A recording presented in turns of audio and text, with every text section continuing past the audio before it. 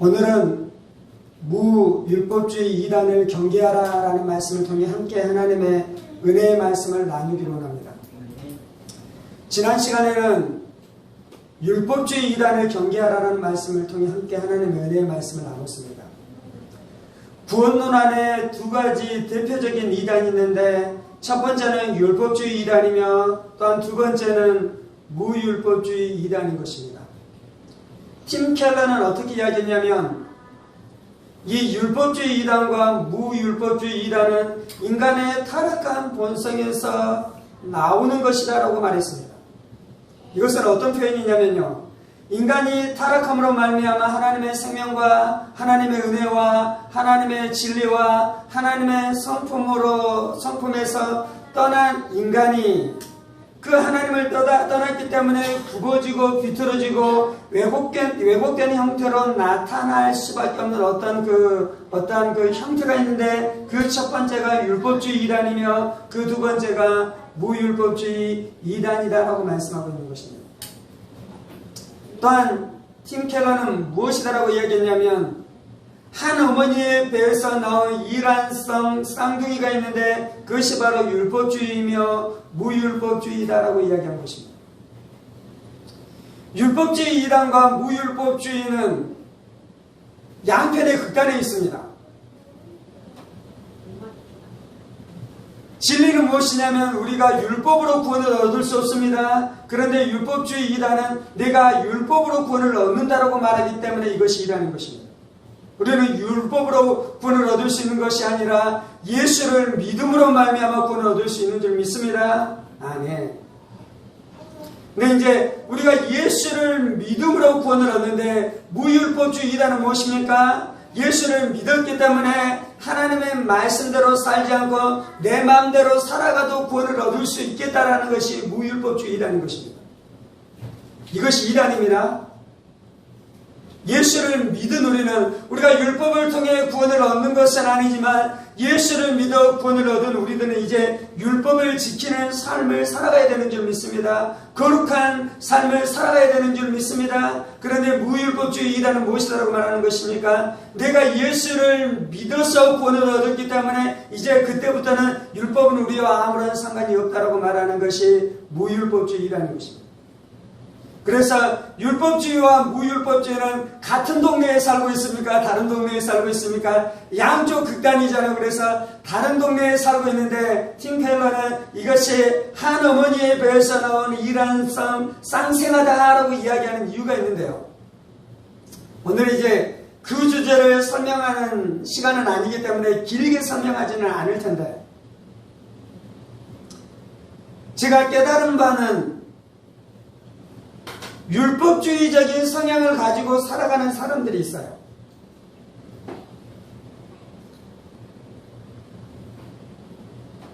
그런데 그들 안에 무율법주의적인 요소가 그대로 들어가 있는 것을 제가 깨닫기 시작했어요.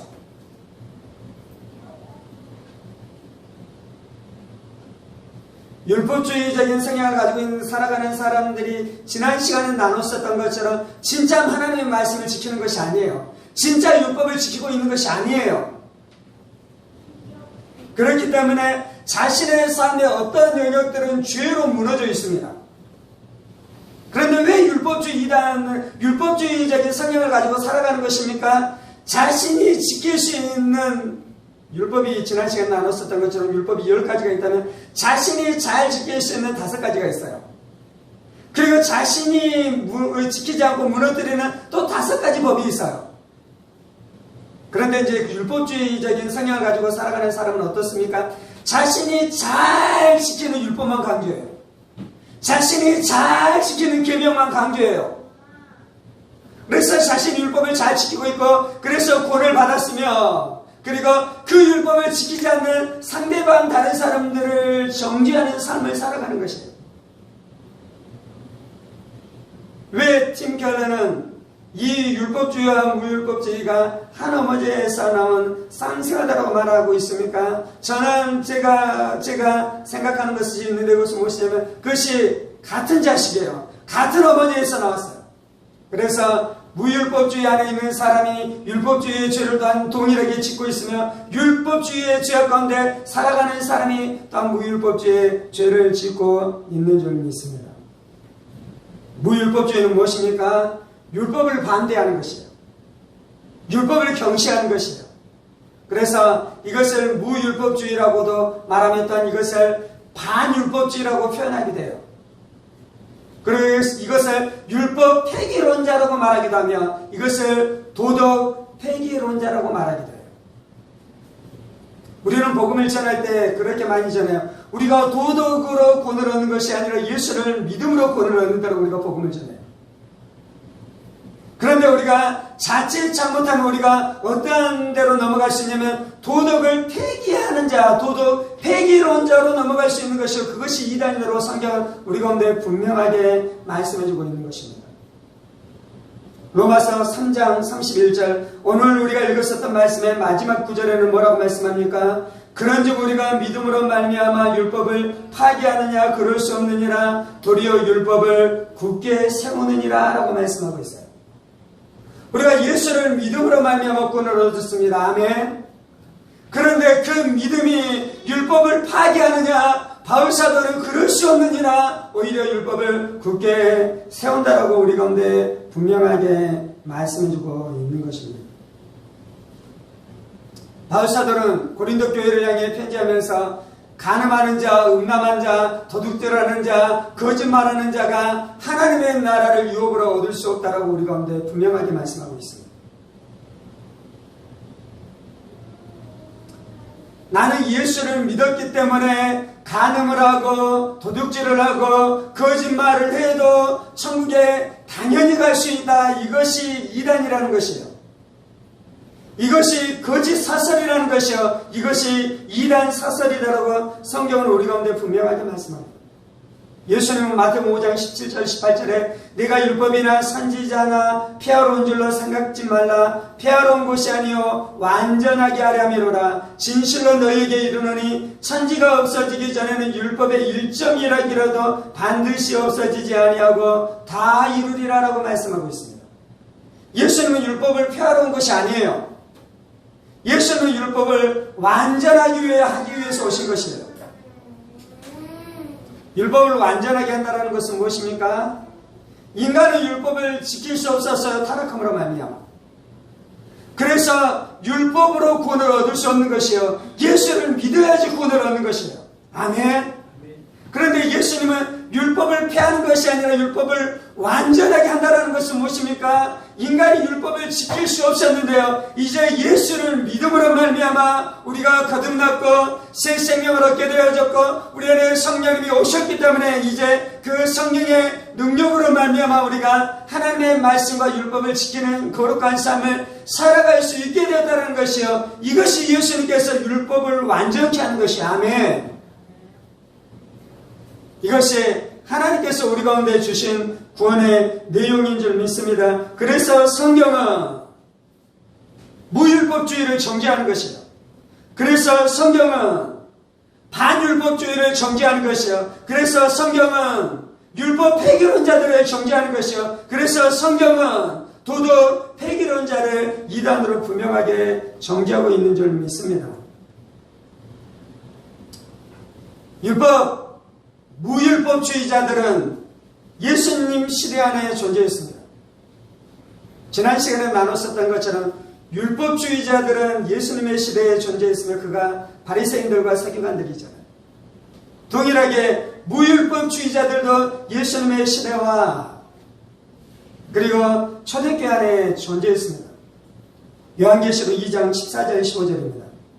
그러나 내게 두어 가지 책망할 것이 있나니 거기 네가 발람의 교훈을 지키는 자들이 있도다. 발람이 발락을 가르쳐 이스라엘 자손 앞에 걸림돌을 놓아 우상의 제물을 먹게 하였고 또 행응하게 하였느니라. 이와 같이 네게도 니골라당의 교훈을 지키는 자들이 있도다. 발람이 누구입니까? 발람은 민수기에 나오는 선지자인데요. 이스라엘 백성들이 출애굽해서 가나안 땅으로 들어가려고 하자 그 안에 있는 그 가나안 땅 안에 있는 왕이 이스라엘 백성들이 가나안 땅으로 들어오는 것을 두려워했어요. 그래서 발람이라는 선지자에게 부탁하는 것이 있는데 그것은 무엇이냐면 이스라엘 백성들을 저주해달라는 거예요. 그래서 그 왕의 사주를 모압 왕의 사주를 받고 발람 선지자가 가서 이스라엘 백성들을 저주하려고 그러잖아요. 그런데 저주를 할 수 있었습니까? 없었습니까? 하나님께서 그의 입을 붙드심으로 말미암아 그의 입을 통해서 저주가 쏟아지는 것이 아니라 축복의 말씀이 쏟아지기 시작하는 것이에요. 그래서 모압 왕이 어떻게 하는 것입니까? 발람 선지자에게 돈을 줘요. 금은 보석을 줘요. 그리고 이스라엘 백성들을 이 저주해달라고 이야기하잖아요. 그러자 발람 선지자가 그렇게 할 수는 없었는데 이제 어떻게 하는 것입니까? 모압 왕에게 한 가지 이스라엘 백성들을 무너뜨릴 수 있는 방법을 가르쳐 주잖아요. 그것이 무엇이었냐면 그 가나안 땅 안에 있는 종교는 타락했습니다. 그래서 그들이 종교행위를 할 때 그들의 그 종교행위 안에는 어떤 종교가 있었냐면 신전에 창기가 있었어요. 그래서 그들이 제사행위를 할 때 어떻게 하냐면 신전 창기와 제사장들이 행음하는 일들이 일어나요. 그것이 그 종교적인 행위였어요. 바알과 아세라 종교가 그러잖아요. 바알과 아세라의 종교를 통해 그들이 가나안 땅 가운데 비가 오게 하는 제사 의식을 행하려면 어떻게 하냐면 제사장과 신전 창기가 행음하는 것이에요. 그것이 종교행위예요. 발람의 조언이 있었는데 그것은 무엇이었냐면 이스라엘 안에 있는 이스라엘 사람들 남자들을 그 예배 장소로 그들을 초대해서 같이 예배를 드리면 그들이 행음하게 되는 죄악을 저지르게 되고 하나님께서 그것 때문에 그들을 심판하실 것이다라고 조언하잖아요. 그래서 어떻게 합니까? 그 이방 왕이 좋은 대로 발람 선지자의 좋은 대로 이스라엘 백성들을 초청해서 함께 예배를 드리는데 그 발람 선지자 말대로 이스라엘 백성들이 타락함으로 말미암아 거기에서 무너지고 죄악 가운데 들어가는 일들이 일어나잖아요. 근데 이제 요한계시록 안에서는 그 발람 선지자를 따랐었던 사람들처럼 너희 안에 니골라당이 있다라고 말씀해요. 니골라당은 누구냐면 지금 오늘 주제로 이야기하자면 그들이 무율법주의자들입니다. 발람 선지자는 어떠한 사람이냐면요. 이스라엘 안에 행음을 가지고 온 사람이에요. 이스라엘 사람들이 간음의 죄를 짓게 하는 사람이에요. 무율법주의자잖아요. 니골라당의 사상은 어떤 사상이냐면요. 내가 예수를 믿음으로 말미암아 의롭다함을 얻었으니 행음을 하고 간음을 하고 도적질을 하는 죄를 지어도 내가 예수를 믿었기 때문에 나를 하나님께서 구원하실 것이다 라는 것이 무율법주의라는 것입니다. 니골라당 안에 그러한 사상이 있었어요. 발람 선지자의 유혹을 쫓아 행음을 했었던 이스라엘 백성들이 심판받아 멸망합니까? 안 합니까? 멸망하잖아요. 근데 발람 선지자가 그들을 유혹했었던 것은 너희가 이 죄악 가운데 들어가면 멸망할 것이다 라고 그들에게 경고를 하는 것입니까? 너희가 이 죄를 지어도 멸망하지 않고 안전할 것이다 라고 속이면서 그들을 끌고 가는 것입니까? 속이면서 그들을 끌고 가는 것입니다. 베드로후서 2장 15절에는 이 동일한 말씀을 어떻게 말씀하고 있냐면 그들이 바른 길을 따라 미혹되어 부올의 아들 발람의 길을 따르는도다. 그는 불의의 싹을 사랑하다가 발람 선지자는 왜 이스라엘 백성들 안에 이 거짓이 들어오게 했냐면 그가 돈을 사랑한 것입니다. 그가 불의의 싹을 사랑한 것입니다. 니골라당의 교훈을 가지고 온 니골라는 왜 이스라엘 백성들 안에 그러한 죄악이 들어오게 한 것입니까? 그가 돈을 사랑한 것이요. 그가 쾌락을 사랑한 것이에요. 니골라는 쾌락주의였습니다. 니골라는 돈을 사랑하는 자였습니다. 니골라는 행음하는 자였습니다. 니골라는 간음하는 자였습니다. 근데 이제 그가 어떻게 하는 것입니까? 그 죄를 지으면서도 하나님이 우리를 사랑하시니 하나님이 우리를 당연히 구원해 주실 것이다라는 거짓 사설을 거짓 이단 사설을 퍼뜨리기 시작한 것입니다. 제가 이제 율법주의 이단과 무율법주의 이단에 대한 설교를 하면서 이것이 교회 안에 들어와 있는데 이 이단이 교회에게 끼치는 해가 실로 크다라는 말씀을 하셨어요. 어떤 사람이 삼위일체 부분 안에 이단성을 가지고 설교하기 시작하면 그 사람이 이단인 것에 대해서 분명하게 드러날 것입니다. 어떤 사람이 예수 그리스도의 신성과 인성에 대한 이단성을 가지고 설교를 하기 시작하면 그것이 분명하게 드러나기 시작할 것입니다.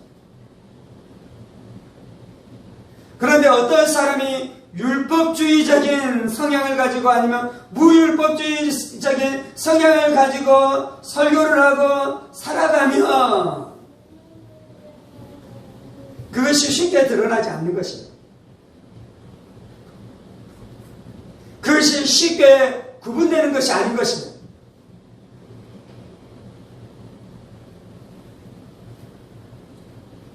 니고라당의 이단은 어떤 것이냐면 우리 안에 어떤 생각이 있냐면요. 구약은 율법의 시대고 지금은 복음의 시대다라는 말을 설교자들이 종종 해요. 구약이 율법의 시대고 신약이 복음의 시대입니까? 구약이 율법의 시대고 신약이 복음의 시대다라는 표현을 조금 더 하면 이제 왜 그 말을 쓰냐면요. 지금은 복음으로 우리가 구원을 받았기 때문에 지금은 율법을 지키지 않아도 구원을 얻을 수 있다라는 표현을 하면서 그렇게 쓰는 거잖아요. 근데 이것은 이단적인 주장입니다. 지금은 복음의 시대이기 때문에 율법을 지키지 않고 거룩해지지 않아도 구원을 얻는 것입니까? 그러지 않는 것이요. 그래서 이것이 이단적인데, 그런데 이제 우리 안에는 그 말이 이단적이다라는 것에 대해서 우리가 분별해내는 것이 쉽지 않잖아요. 그래서 교회가 미혹되고 있는 것입니다. 그래서 교회가 복음에서 떠나고 있는 것이요. 그래서 교회가 진리에서 떠나고 있는 것입니다.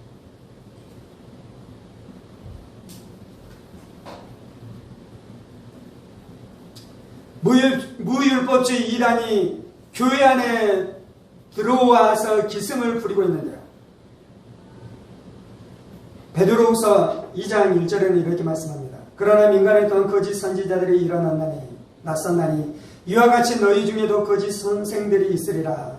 저희는 멸망케 할 이단을 가만히 끌어들여 자신들을 사신 주를 부인하고 임박한 멸망을 스스로 취하는 자들이라.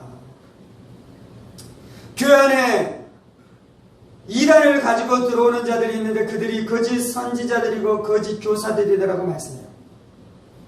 지금 베드로후서 안에 거짓 사상을 가지고 들어오는 거짓 선지자들과 거짓 스승들이 있는데요. 그들이 교회 안에 가지고 들어왔었던 대표적인 이단은 무율법주의 이단이었어요. 하나님이 우리를 사랑하시기 때문에 우리가 죄를 좀 지어도 된다.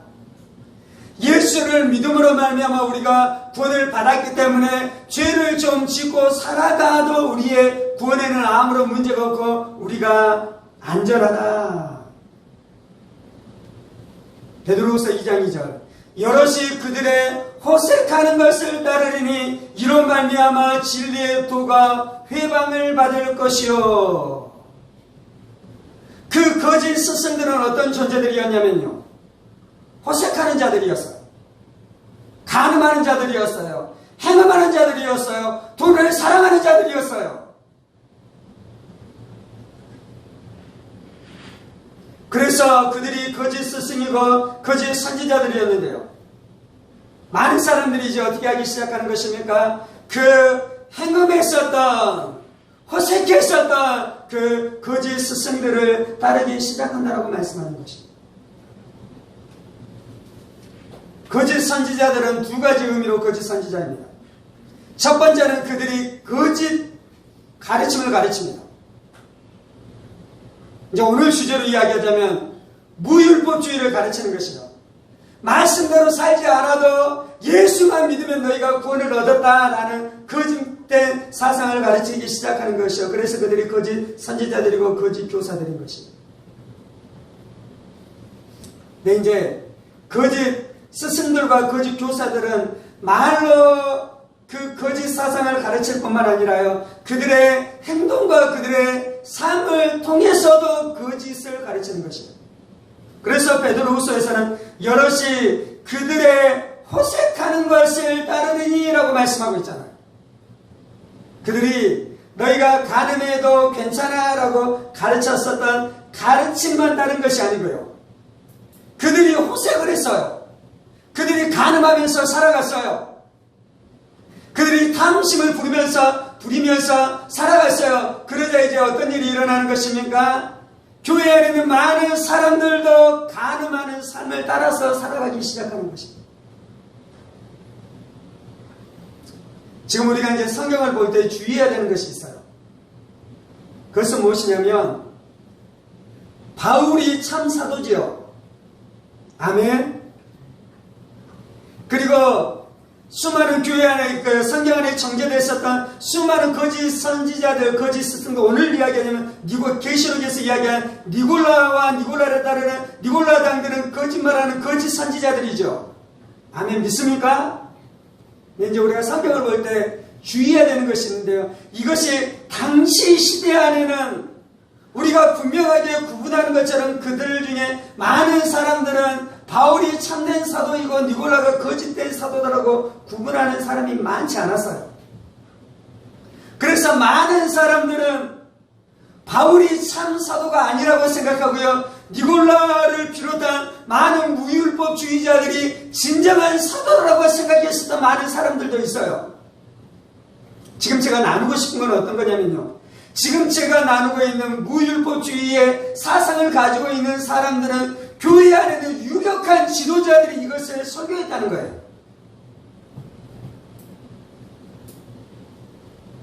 아멘. 지금 우리가 이야기하고 있는 거짓 선지자들과 이단들이요, 지금 우리가 생각하는 이단들이 교회 안에 있습니까 없습니까? 우리는 없다고 생각하잖아요. 이단 사설을 가르치는 사람이 교계에 이 대단한 지도자가 있습니까 없습니까? 없다고 생각하잖아요. 우리가 생각하는 이단은 신천지가 이단이라고 생각하잖아요. 구원파가 이단이라고 생각하잖아요. JMS가 이단이라고 물론 그들이 이단입니다. 근데 그들이 그 신천지 JMS에 사로잡힌 자들에게는 심각한 악영향을 끼치고 있지만요, 여러분들에게는 그 이단이 영향을 끼치고 있습니까 없습니까? 전혀 없잖아요. 지금 제가 이야기하고 있는 그 교회 안에서 다루고 있는 이 무율법주의는요, 교회 바깥에 있는 이단처럼 우리에게 영향을 끼치지 못하는 존재가 아니라요, 지금도 교회 안에 심각한 영향을 끼치면서 교회를 무너뜨리고 성도들을 무너뜨리는 영향력들을 끼치고 있다는 것이, 우리가 그렇게 성경을 봐야 해요. 그래서 많은 사람들이 호색하고 음란하고 가는 가운데 들어가고 있다고 말하잖아요. 사도행전 5장에 보면 하나님께서 아나니아와 사피라를 죽이잖아요. 아나니아와 사피라를 왜 죽였습니까? 바나바나 여러 사람들이 자신의 재물을 팔아서 하나님 앞에 드리고 교회 앞에 드리기 시작했어요. 이유가 있었는데, 그때 예루살렘 안에 대붕이 일어났어요. 그런데 이제 이스라엘 백성들은 새 절기가 되면은 남자들이 예루살렘에 와서 예배를 드렸잖아요. 네, 예루살렘 안에 대붕이 일어났습니다. 그리고 그 예루살렘으로 왔었던 수많은 사람들이 거기에서 예수님의 복음을 듣고 예수님을 믿게 되는 일들이 일어났습니다. 그래서 그들이 예수님과 예수에 대한 진리가 너무나 좋아서 이 진리를 사도들에게 더 배우길 원해서 집으로 돌아가지 않고 예루살렘에 머물렀습니다. 그들이 살 집이 있습니까 없습니까? 없잖아요. 그들이 왔을 때는 뭐 10일, 20일, 30일 있다가 내려갈 것을 생각하면서 그것에 대한 싹과 그것에 대한 이 밥만 가지고 왔어요. 예전에 그 붕해 50년대, 60년대에 붕해에 대한 그림들을 보니까 붕괴가 있으면 어떻게 하냐면요. 예를 들면 서울에서 붕괴를 한다. 그래서 막 은혜가 나타나고 하나님께서 역사하신다. 그러면 전라도 성도들이 거기에 집회 은혜를 받으려고 가더라고요. 근데 그들이 갈 때 어떻게 가는 줄 아십니까? 카드 한 장 들고 가가지고 식당에서 밥을 사먹는 것이 아니고요. 쌀을 쌓아 짊어들고 솥을 가지고 가서 거기에서 공연하면서 밥을 다 해먹더라고요.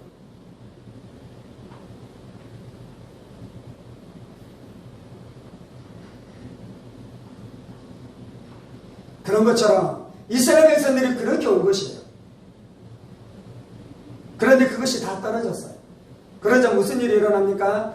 바나바나 여러 사람들이 자신의 전 재산을 팔아서 하나님 앞에 드리고 교회에 드려서 그것으로 교회가 성도들을 먹이는 일들이 있었어요.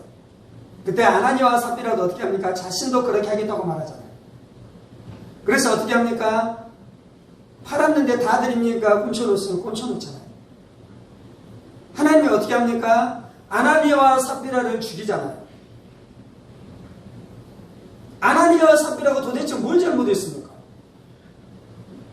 아나니아와 삽비라가 죽임을 당할 만큼 그들이 죄를 지었습니까?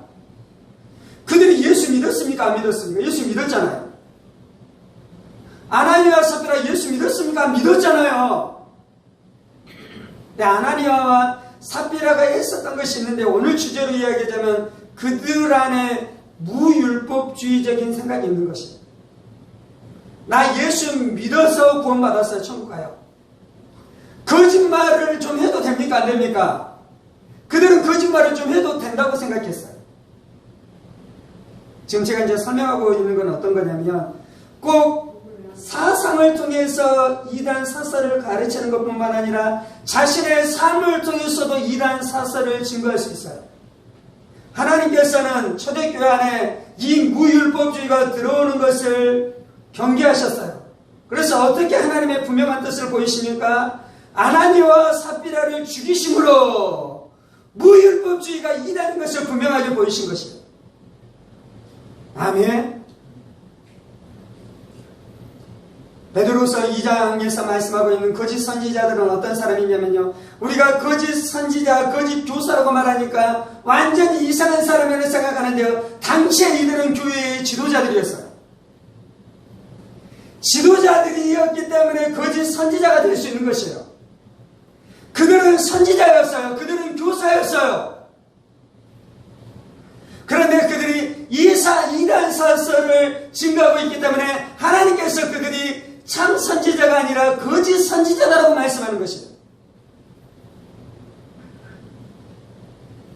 왜 교회의 지도자들이 교회 안에 거짓된 무율법주의를 가지고 들어오는 것입니까? 복음이 증거될 때 늘 일어나는 것이 어떤 것이냐면요. 교회는 세상 안으로 들어가요. 여러분이 오늘 예배드리고 교회만 있습니까? 세상 안으로 들어갑니까? 세상 안으로 들어가잖아요.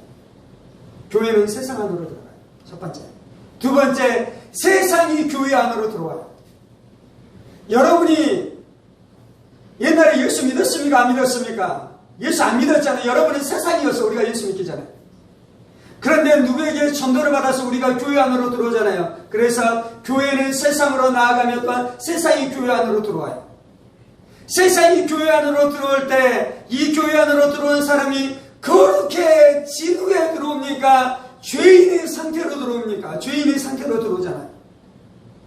죄인의 상태로 들어올 때 무슨 일이 일어나야 됩니까? 우리가 예수를 믿어 의인이 될 뿐만 아니라 하나님의 진리로 말미암아 거룩한 사람으로 날마다 성화되어지는 역사가 나타나야 되잖아요. 이것이 하나님의 원래 계획이에요. 그런데 교회 안으로 들어왔었던 사람들 중에 세상을 버리지 않고 세상의 탐심과 탐욕을 여전히 가지고 살아가기를 원하는 사람들이 있겠습니까? 없겠습니까? 존재하겠잖아요. 아나니아와 삽비라가 교회에 들어와서 예수를 믿었어요. 그래서 교회 안에서도 높아지기를 원했어요. 바나바가 자신의 모든 재물을 다 팔아 교회에 공개하니, 헌금을 하니 교회에서 사람들이 바나바를 향한 존경이 높아졌겠죠. 그의 신망이 두터워졌겠죠. 그래서 아나니아와 삽비라도 그 직위에 올라가기를 원했어요.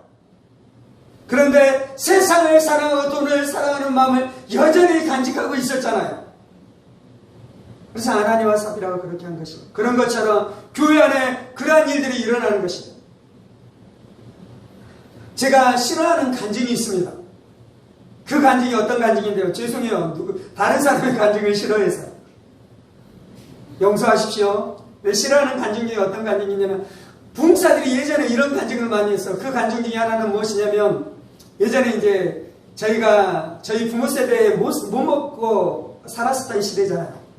쌀밥을 마음대로 못 먹었잖아요. 60년대, 70년대에 그랬잖아요.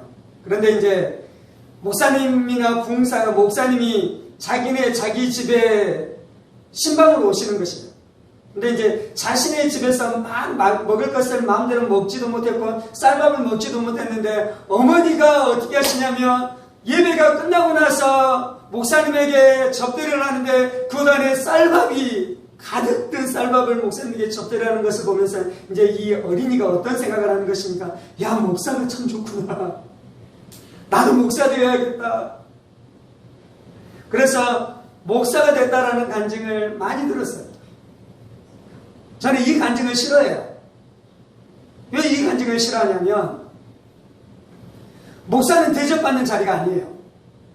설교자는 대접받는 자리가 아니에요. 설교자는 높아지는 자리가 아니에요. 섬기는 자리고 낮아지는 자리이고 헌신하는 자리예요. 아멘. 물론 그 어린이가 그것을 보면서 나도 목사가 되어야겠다라는 생각을 가졌다라는 것은 그럴 수 있어요. 근데 이제 제가 이 간증을 싫어한다라는 이유는 무엇이냐면, 어릴 때는 그럴 수 있는데 목사가 되면 그럴 줄 알아서 내가 목사가 되어야겠다라는 것은, 어린아이는 그 생각을 갖는 것이 괜찮아요. 그런데 목사가 된 후에 그 생각을 버려야겠습니까? 그것을 그대로 간직해야겠습니까? 버려야죠. 아멘. 근데 자신 안에서 높아지기 원하는 마음과 탐욕을 원하는 마음이 있었다고 해보십시다. 그것을 버리지 않는 지도자가 있었다고 해보십시다.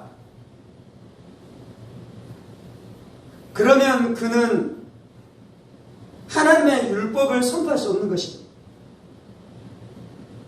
무율법주의로 가는 거예요. 무율법주의. 저는 한국교회가 몇 번의 변곡점이라 그러죠. 한국교회가 지금 쇠퇴해가고 있잖아요.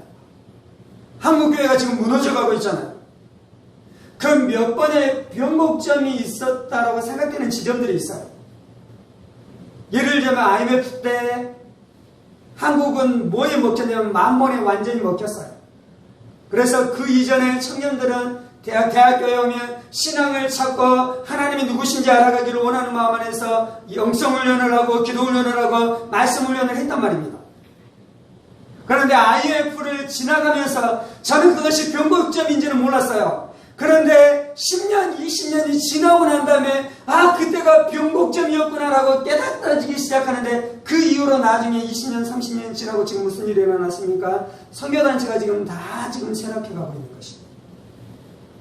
대학생들이 학교에 오면, 대학교에 들어오면 하나님 찾지 않아요. 진리 찾지 않아요. 취업을 위해서 열심히 달려가고 있는 것입니다.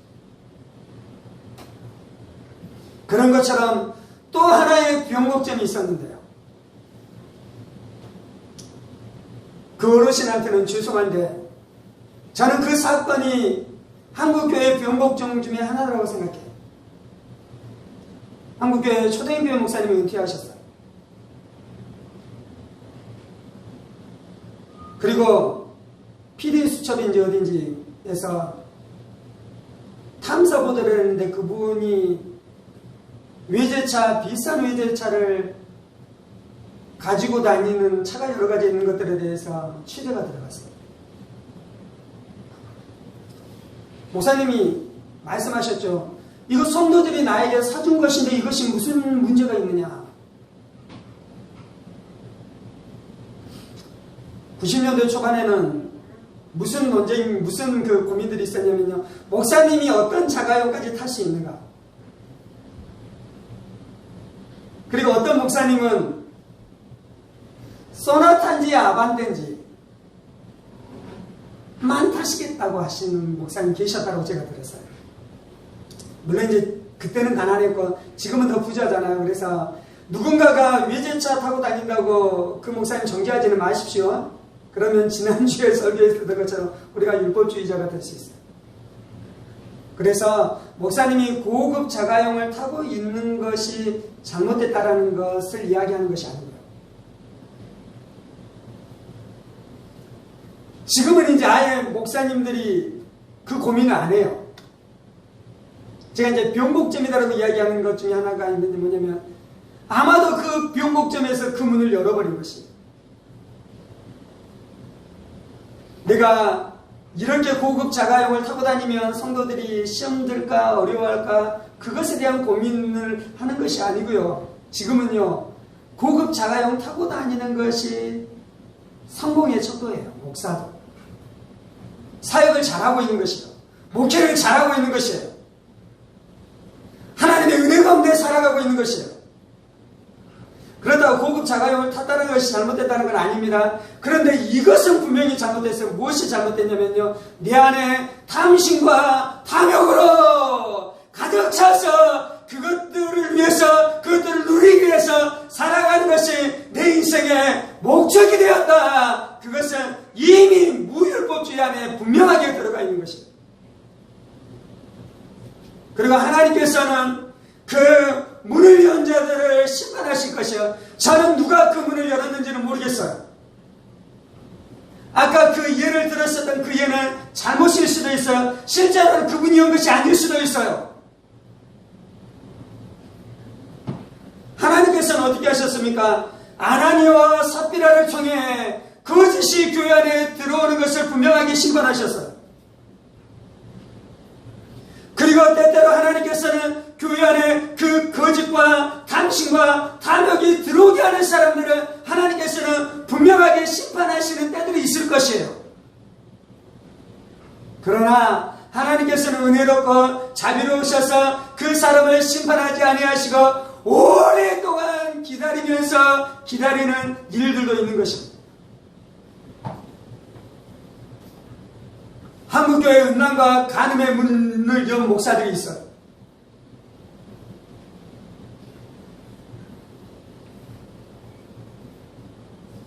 그들이 그 죄악 가운데 들어갔음에도 불구하고 여전히 교회에서 고위직의 자리를 위치하고 있으면서 10년, 20년이 지나가면 무슨 일이 일어납니까? 아무 일도 없었던 것처럼. 물론 회개하고 삶을 철저히 돌이키면 괜찮은데요. 그러면서 이제 한국교회는 무슨 일이 일어나는 것입니까? 후배 목사들이 간음의 죄로 막 들어가기 시작하는 것입니다.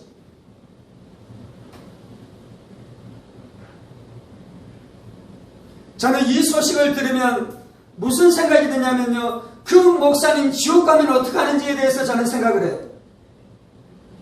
근데 대부분 어떤 생각을 해요? 그 주제로 이야기하지 않아요. 저 목사 지옥 가면 안 되는데, 간음과 행음하다가 지옥 가면 안 되는데, 그거 말하는 것이 아니고 그 문제를 어떻게 해결하고 교회 안에서 그 문제를 어떻게 처리한 다음에 여전히 목회를 할 수 있는지에 대해서 이야기하기 시작해요.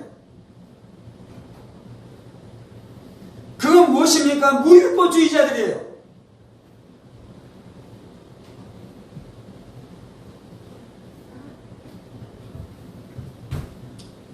목사만 이렇습니까?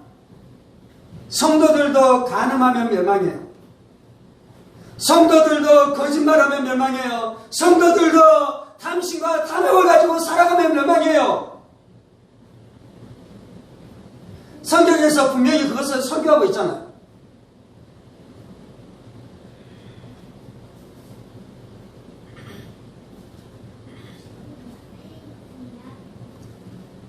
제가 자주 이야기하는 것처럼 갈라디아서하고 야고보서는 메시지가 부딪히는 것 같아요. 그래서 루터는 야고보서를 지푸라기 서신이라고 이야기하고 야고보서를 없애버리기를 원했어요. 그는 루터의 잘못이에요. 루터 시대에는 지금 우리가 알고 있는 만큼의 성경적인 지식이 없어서 그랬을 수도 있어요. 갈라디아서와 야고보서의 관점이 틀려. 둘 다 진리예요. 아멘. 성경이 다 진리잖아요. 갈라디아서는 누구에게 이야기하냐면요, 율법주의자들에게 너희 율법으로 구원을 얻는 것이 아니라 예수를 믿음으로 구원을 얻는다라고 말하는 것이 율법주의자들에게. 야고보서는 무엇을 이야기하는 것입니까? 무율법주의자들에게. 네가 예수 믿었다라고 말하면서 말씀을 지키지 않고 네 멋대로 살아가는데 너 그거 예수 믿은 거 아니야.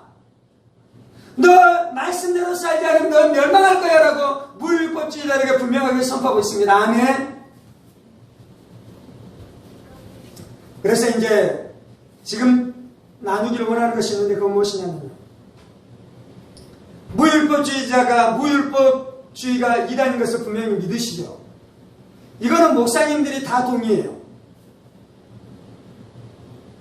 그런데 이것을 동의한다고 해서 잘하고 있는 것이 아니에요. 어떤 것이냐면, 목사님들 중에 나는 무율법주의자입니다라고 말하는 사람은 없을 거예요. 근데 사람은 그렇게 살아가는 사람이 있어요. 그러면 성도들이 그렇게 따라가요. 그래서 교회를 약화시키는 것이 하나님 그걸 심판하실 거예요. 두 번째는 내가 무율법주의가 이단이라고 생각은 가지고 있는데 설교를 할 때 어떻게 설교를 하냐면요, 야고보서는 설교를 하는 건 맨날 갈라디아서만 설교를 해요. 갈라디아서가 이단입니까? 진리입니까? 진리잖아요. 그래서 이 목사님은 자신이 이단 서서를 가르치지 않고 진리를 설교하고 있기 때문에 바르다라고 생각해요. 야고보가 야고보서를 설교한 이유는 무엇입니까? 무율법주의자들에게 야고보서를 설교할 수밖에 없었잖아요. 그런데 무율법주의자들에게 우리는 무엇을 설교해야겠습니까? 야고보서를 설교해야 되는 것이에요. 90년대 초반에 오카노 목사님께서 한국교회에 가장 설교되어야 되는 성경을 자신은 어떤 성경이라고 생각한다라고 이야기했냐면 야고보서라고 생각한다라고 말했어요. 이게 90년대 초반에 그분이 책에 썼던 내용이에요. 30년이 지났죠. 한국교회는 그때보다 더 좋아졌습니까? 그때보다 더 쇠락해 가고 있습니까? 그때보다 더 쇠락해 가고 있는 거예요. 이유는 무엇이냐면 야고보서, 꼭 야고보서라기보다는 이 무율법주의를 깨트리는 설교를 교회가 하고 있지 않은 것입니다. 당뇨병 환자에게 고혈압 약을 주면 됩니까? 안 됩니까? 안 되잖아요. 죽이는 거잖아요. 당뇨병 환자에는 당뇨약을 줘야 돼요. 의대에서 수련을 하는 의사 그 학생들이 공부를 하겠죠. 그건 뭐냐면 모든 질병에 대해서 다 공부할 거예요. 그리고 모든 질병에 대한 처방을 다 배워갈 거예요. 그런데 이제 의사가 되고 난 다음에 자기 환자가 오면 자기가 배웠었던 모든 질병과 모든 처방을 그 환자에게 다 말해줍니까? 그 환자에게 꼭 적합한 그 처방을 말해줘야 됩니까? 꼭 적합한 그 처방을 말해주는 것이 진짜 의사인 거잖아요.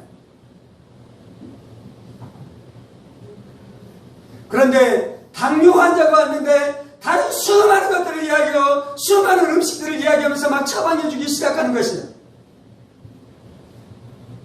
그러면 그 의사는 감옥 갑니까? 안 갑니까?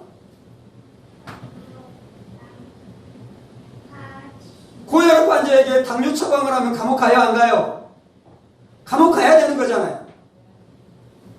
설교자가 성경 본문을 설교하고 있다고 해서 옳은 것이 아니에요. 한국교회는 지금 무율법주의로 무너져가고 있습니다.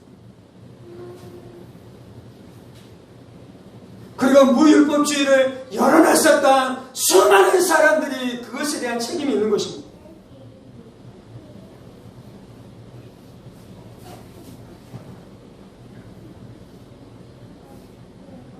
제가 기도할 때 간음죄를 회개합니다라는 기도를 하잖아요. 왜냐하면 교회 안에 간음죄가 들어왔기 때문에.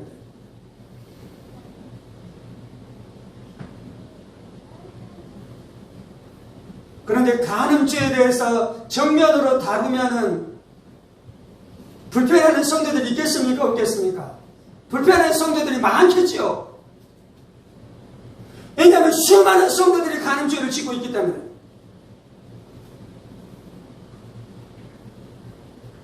그리고 이제 우리나라는 그 부분을 터치하는 것은 약간 금기 상황이잖아요. 다른 죄는 다룰 수 있는데 간음에 대해서는 잘 다루는 것이 쉽지 않잖아요. 그래서 목사들이 어떻게 하는 것입니까? 그것을 다루지 않는 것입니다.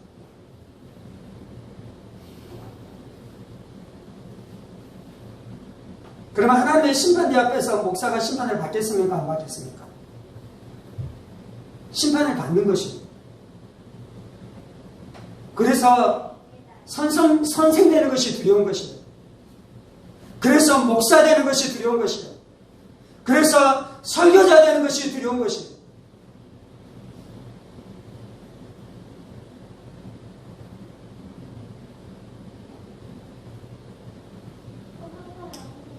마지막에 하나님께서는 누구를 찾는다라고 말씀합니까?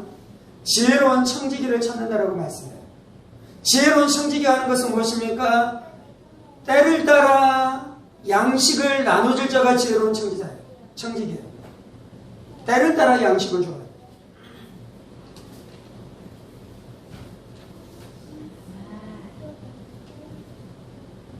예수님 앞에 간음하는 여인이 잡혀오잖아요. 예수님이 그를 용서했습니까? 율법으로 그를 정죄했습니까? 예수님께서 그에게 자비를 베푸잖아요. 이 본문을 가지고 설교한다고 설교가 아니에요. 이 본문은 누구에게 합당하냐면요, 창녀가 교회로 나와요. 그러면 우리는 그를 안고 영접하고 그를 보듬어야 됩니까? 그를 배척해야 됩니까? 그를 보듬어야 돼요. 하나님께서 그가 창녀라고 버리십니까? 구원하시면 그를 구원하셔요. 아멘.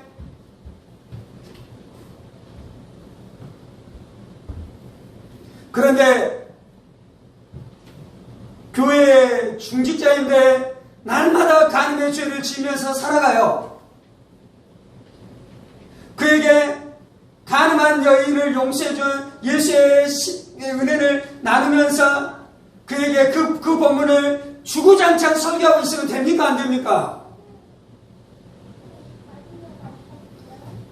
그러면 하나님이 아나니아와 삽비라를 왜 죽입니까? 그 본문을 설교한다고 그것이 설교가 아니에요. 정확한 때, 적합한 때,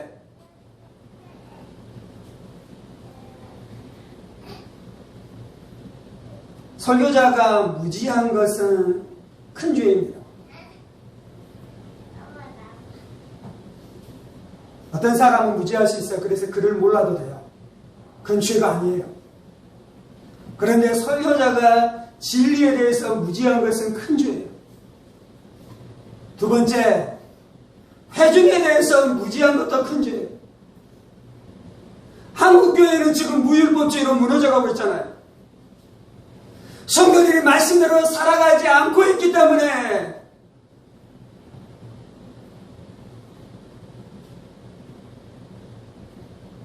교회가 쇠락해가고 있잖아요. 교회만 쇠락해가고 있습니까? 그렇게 살아가는 수많은 사람들이 교회는 아니지만 지옥 가게 될 것입니다. 이거는 제가 천국 갈 사람을 지옥 가게 저주하는 것이 아니고요, 실제로 지옥 가는데 본인은 그것을 모르면서 살아가고 있는 수많은 사람들이 있다는 것입니다. 아멘.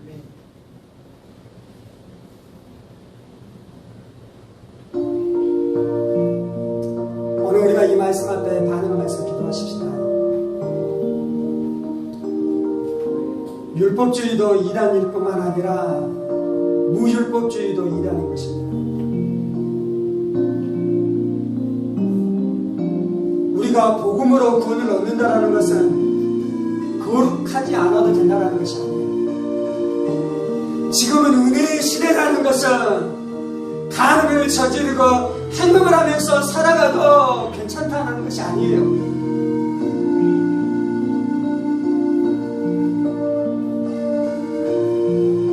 지금은 구약의 시대가 아니라 신약의 시대라는 것은 내가 탐욕과 탐심과 돈 사랑하는 마음을 가지고 살아가도 괜찮다는 것이 아니에요.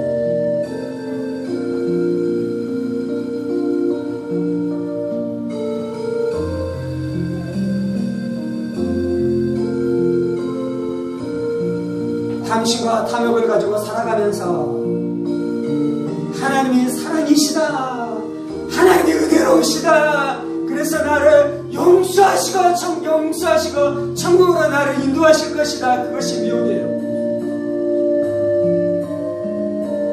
은혜로우신 하나님은 그 죄를 용서하여 주시지만 네가 그 죄에서 나오라고 말씀하는 것입니다.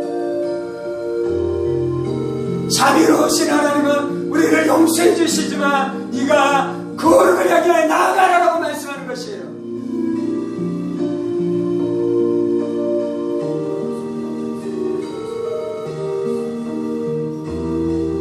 하나님께서 아나니아와 삽비라를 심판하셨던 것처럼 하나님께서 니골라와 니골라당을 따르는 자들을 정죄하셨던 것처럼 하나님께서 발람의 교훈을 따르는 자들을 정죄하셨던 것처럼 자신의 쾌락을 쫓아가기 위해 교회의 진리를 희석시키고 복음을 왜곡하며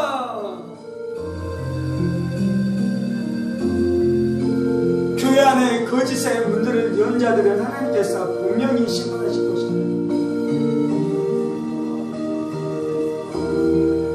가늠하고 해금하고 그런데도 여전히 고위직에 앉아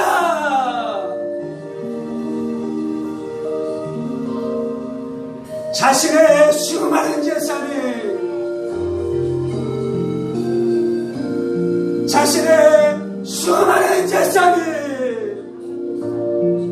그것이 자신의 죄의 흔적인 줄은 모른 채 그것이 자신의 훈장이라고 생각하며 살아가는 수많은 어리석은 자들을 하나님께서 심판하실 것입니다.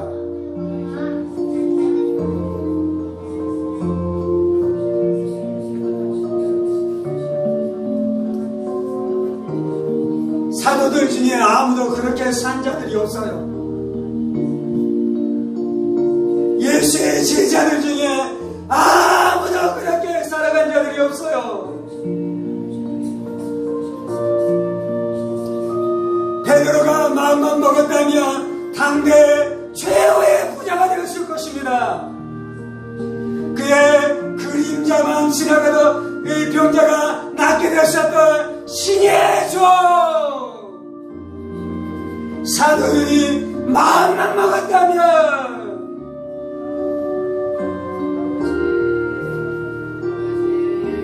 명성과 명예와 부귀를 거머쥐면서 살아갔을 것입니다.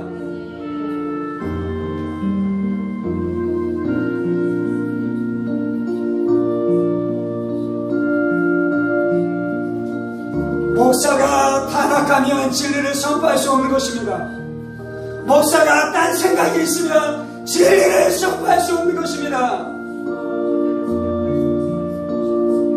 목사가 삶으로는 그렇지 않는데 말로만 설교에서는 영향력이 나타날 수 없는 것입니다.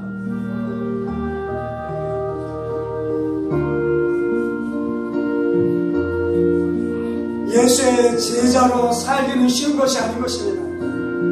좁은 길을 걸어가야 되는 것입니다. 좁은 문으로 들어가야 되는 것입니다.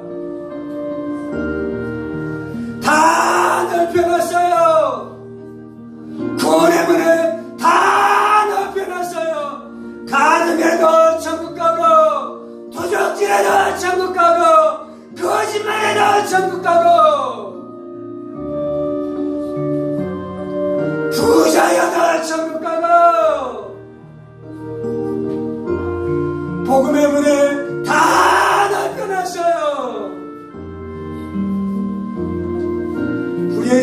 주님을 좋아하기 때문인 것입니다. 자신도 거기에서 싹쓸 받고 탐욕을 채우기를 원하기 때문인 것입니다.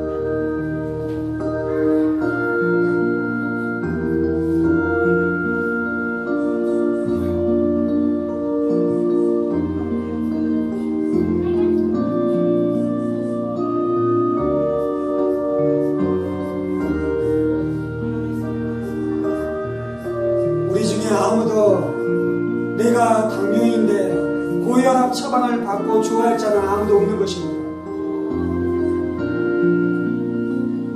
그런데 이 땅 안에는 수많은 하나님의 말씀을 어기는 자들이 받는 처방은 네가 그 죄에서 돌이키라는 것이 아니라 하나님이 너를 구원했으면 네가 안전하다라는 처방을 받고 있는 것입니다.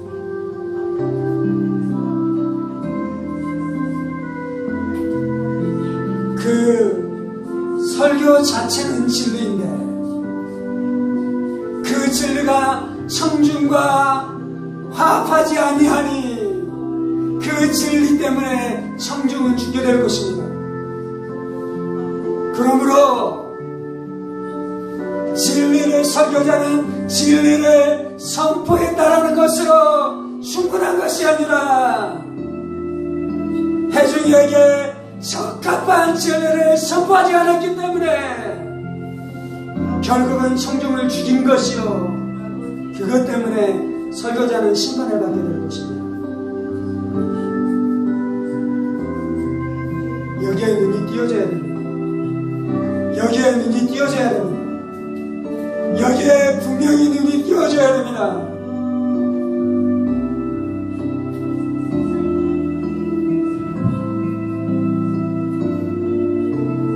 설교자는 탐욕 때문에 무율법주의 설교를 하는 것입니까?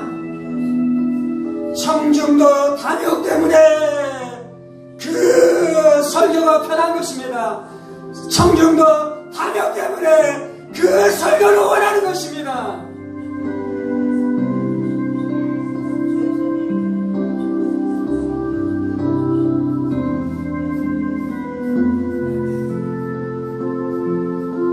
하나님 한국교회가 무율법주의로 무너져가고 있습니다.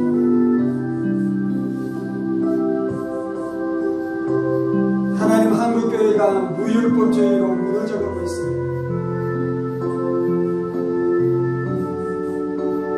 예수 믿은 장로가 사기친 것, 거짓말하고, 그는 주의 종이 아니라 돈의 종입니다. 편하게 종입니다. 마몬의 종입니다. 그런데도 천국 가겠다, 영적인 어둠 안에 있는 것입니다.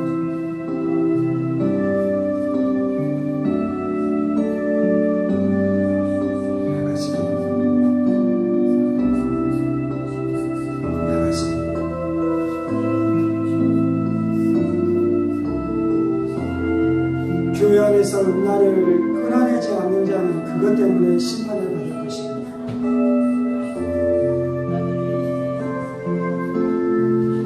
내가 그 음란을 끊어낼 수 없다, 그것은 거짓입니다. 복음이 할 것입니다. 십자가가 하는 것입니다.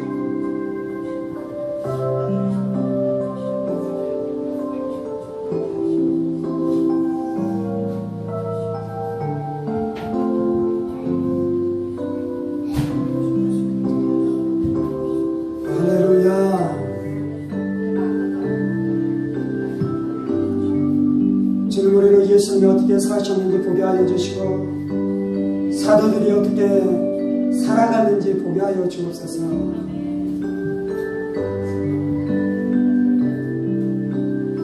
초대인 교회 목사가 어떻게 살고 있는지 보지 않게 하여 주시고, 초대인 교회 목사가 무엇이라고 말하는지 보지 않게 하여 주시고, 예수님이, 사도들이, 제자들이 무엇이라고 말씀했으며 어떻게 살아갔는지 보게 하여 주옵소서. 그것이 우리가 따라가야 될 길입니다.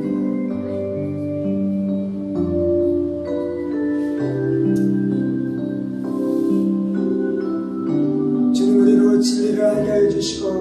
이를 깨닫게 하여 주시고 진리 외에 분명히 서게 하여 주옵소서. 천국 가는 길이 넓은 길이 아닌 것을 날마다 알게 하여 주시고 좁은 문 좁은 길을 통해서만 천국에 이룰 수 있는 것을 알게 하여 주옵소서.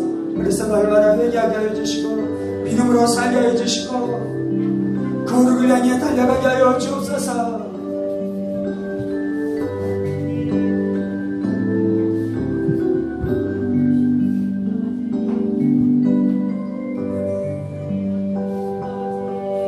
돈을 가진 채 천국에 들어갈 수 없을 것입니다. 이 땅에서 마음껏 쾌락을 누린 채 천국에 들어갈 수 없을 것입니다. 이 땅에서 수많은 사람 위에 물림하며 엉덩거리면서 살아간 채 천국에 들어가는 것은 불가능할 것입니다.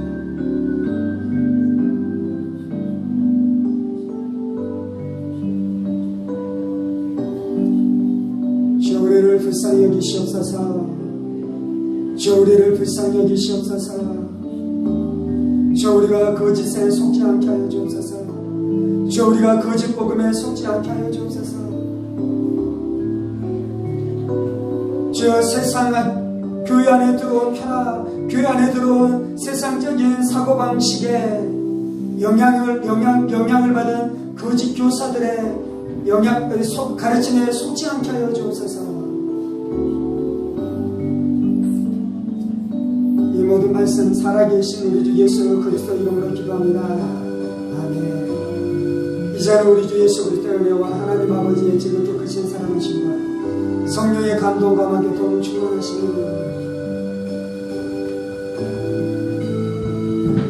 무율법주의가 이단인 줄 알아.